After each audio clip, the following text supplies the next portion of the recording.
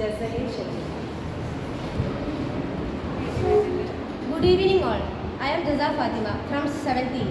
പ്രിയ അധ്യാപകരെ, സഹപാഠികളെ, ഇന്നത്തെ എൻ്റെ സെമിനാർ വിഷയം Bharat scout and guide foundation day ആണ്. ഈ ദിനം ഇന്ത്യയിലേക്ക് സ്കൗട്ടിംഗ് ഗൈഡിംഗ് സ്ഥാപനങ്ങളുടെ ഐക്യത്തിൻ്റെ ദിനമാണ്. ഭാരത് സ്കൗട്ടിംഗ് പ്രസ്ഥാനം ആരംഭിച്ചത് British ഭരണകാലത്താണ്.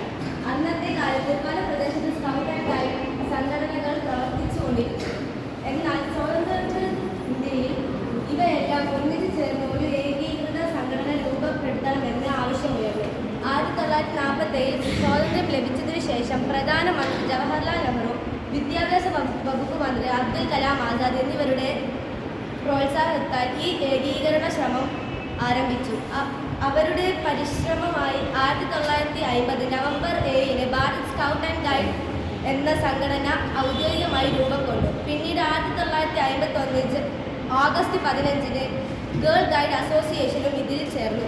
Bharat scout and guide സംഘടനയുടെ പ്രധാന ലക്ഷ്യം യുവജനങ്ങളിൽ ശ്രദ്ധ, സേവനബോധം, സ്വയം നിർഭരത, ദേശസ്നേഹം തുടങ്ങിയ മൂല്യങ്ങൾ വളർത്തുക എന്നതാണ്. ഈ സംഘടനയുടെ മുദ്രാവാക്യം ബി പ്രിപ്പയർഡ്, സന്നദ്ധരാവുക എന്നതാണ്. ഫൗണ്ടേഷൻ ഡേ നമ്മെ ഓർമ്മിപ്പിക്കുന്നത് ഐക്യത്തിൻ്റെ ശക്തിയും സേവാഭാവത്തിൻ്റെ മഹത്വവുമാണ്. സ്കൗട്ടിങ്ങിലൂടെ വിദ്യാർത്ഥികൾ നേതൃത്വം, സംഘചിന്ത, സാമൂഹിക ഉത്തരവാദിത്തം, സഹകരണ മനോഭാവം എന്നിവ അഭ്യസിക്കുന്നു. അവസാനമായി, ഭാരത് സ്കൗട്ട് ആൻഡ് ഗൈഡ് പ്രസ്ഥാനത്തിൻ്റെ ലക്ഷ്യങ്ങൾ നാം ഓരോരുത്തരും ജീവിതത്തിൽ നടപ്പാക്കുമ്പോഴാണ് യഥാർത്ഥത്തിൽ ഈ ഫൗണ്ടേഷൻ ഡേ ആഘോഷിക്കുന്നത്. നമുക്കെല്ലാവർക്കും ചേർന്ന് പറയാം ബി പ്രിപ്പയർഡ്, സന്നദ്ധരാകാം, സേവനത്തിന് മുന്നേറാം.